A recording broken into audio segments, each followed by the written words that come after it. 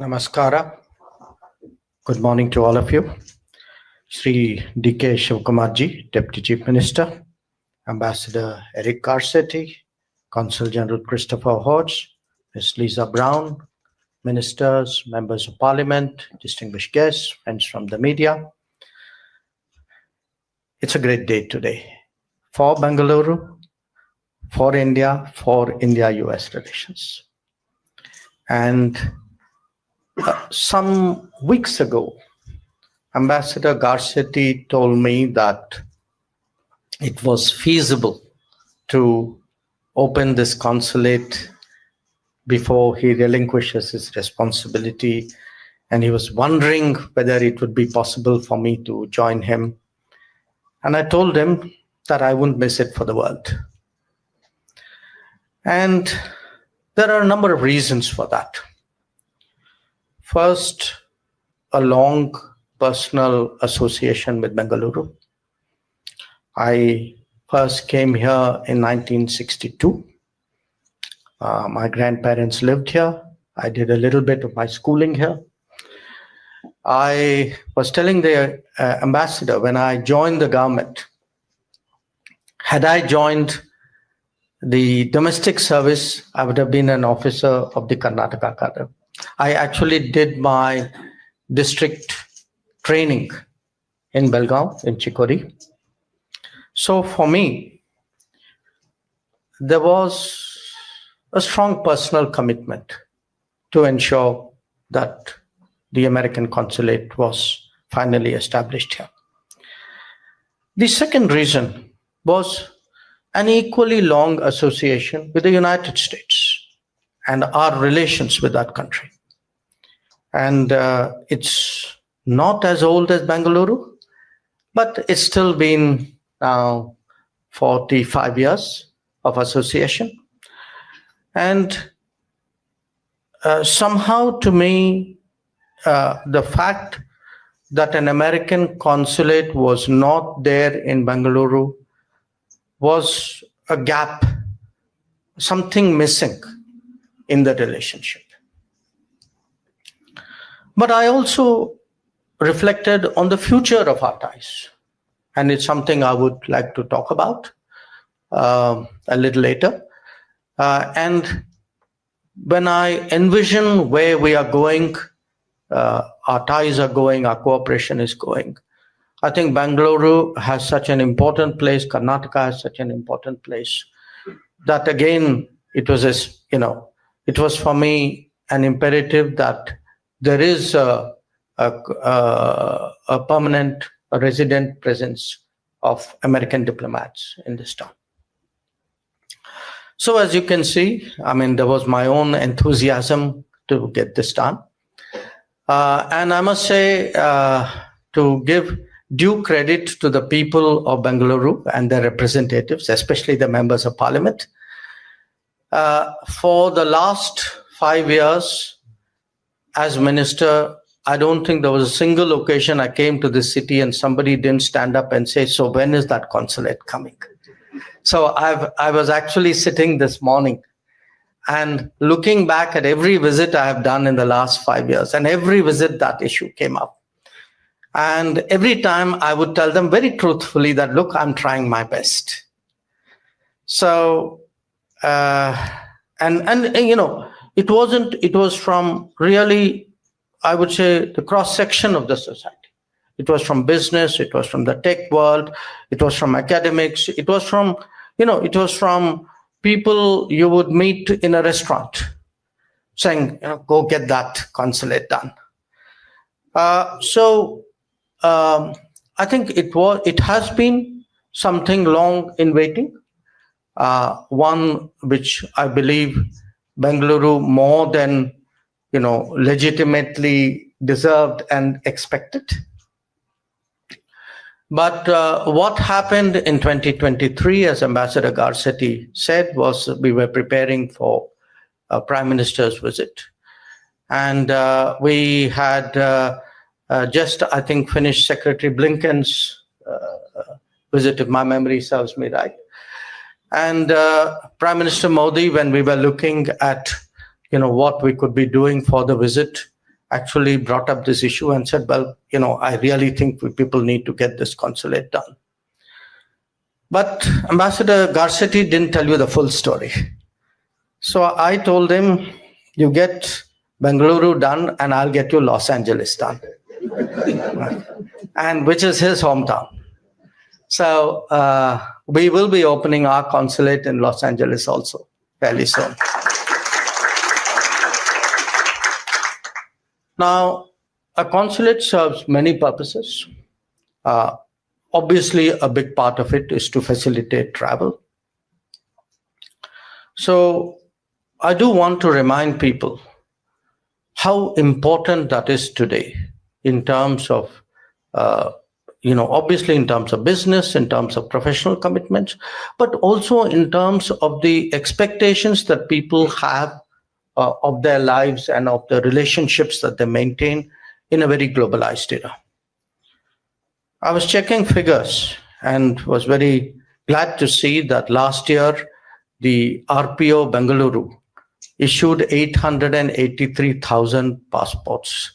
So I'm looking at Lisa Brown and saying, okay, you've got a job on your hands here. So, and that's just for 1 year. So these are 10-year passports. So you can figure out, do the maths and you will see really, how important it is to ensure that travel is smooth and that the preparations for that travel are as easy for the average citizen as possible. It's also relevant to mention that there are 3 flights every week from here to San Francisco. Hopefully with more, if Boeing and Airbus deliver, there'd be more. I think that's a legitimate expectation. We are a country today who have 350,000 students in the United States. I think that is also an important consideration, and a diaspora of 5 million people. 5 million people, all of whom have relatives to whom they are deeply attached. So, as you can see, it builds a very powerful case. Now, I do understand what the ambassador said because, we ourselves sometimes know what it is like to establish a post and get it working. So I think today is a very, very important milestone that formally the consulate starts.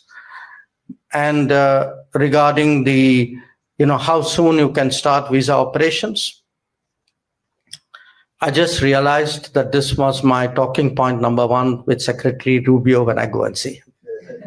So the sooner we get it done, the better it is. But let me conclude finally by saying a few words about the future of our ties and the importance of Bengaluru and Karnataka to it. Today, when we look, at all the possibilities before us, in an era of AI, of EVs, of space, of drones, I think and of bio and, it's today, our relationship will be heavily based on technology, even more so than before. It will have a much bigger space component because the space domain is actually just beginning to open up and there are so many possibilities out there. Defense is an absolutely crucial area. I mean, 2 decades ago, there were virtually no American weapons in our inventory, very little defense collaboration. Today, we fly the C-17s, the C-130s, the P-8s, the Chinooks, the Apaches.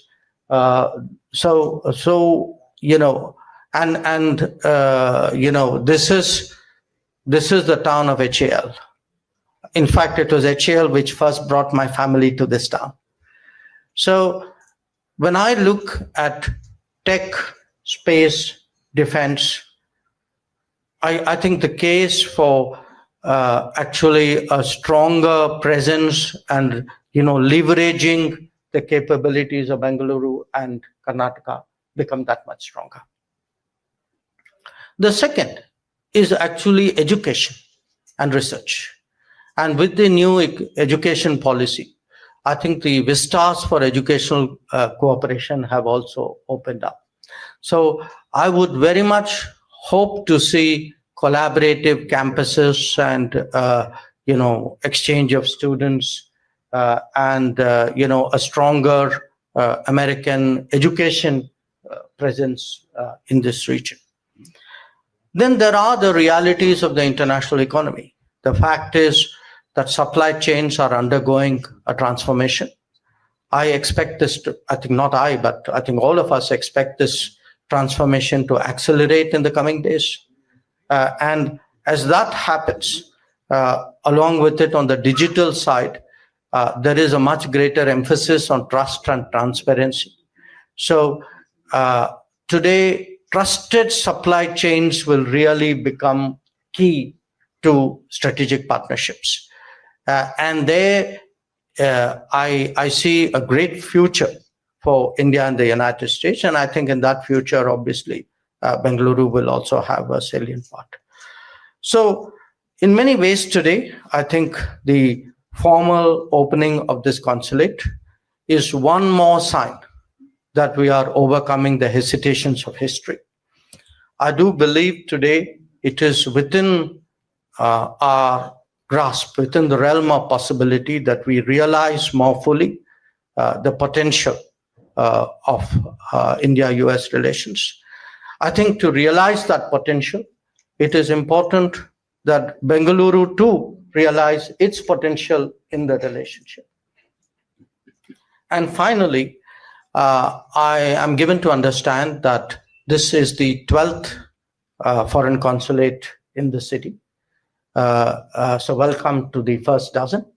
But as a country today, we are encouraging the opening of more embassies in the capital.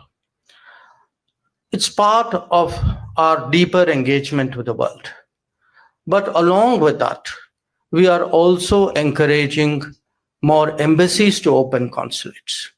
So while today it is a very important event for which I'm here, I do hope that there'll be more occasions where more countries will open more consulates in Bengaluru. I think it would serve India's interests, Karnataka's interests, Bengaluru's interests better. So once again, really congratulations. Congratulations to you, Ambassador, to your whole team. Congratulations to the state government, to the Deputy Chief Minister, to the team. Congratulations to the people of Bengaluru, to Karnataka, to the representatives, to all those who pushed for this, waited for this day. And I'm glad today that I'm here to join that.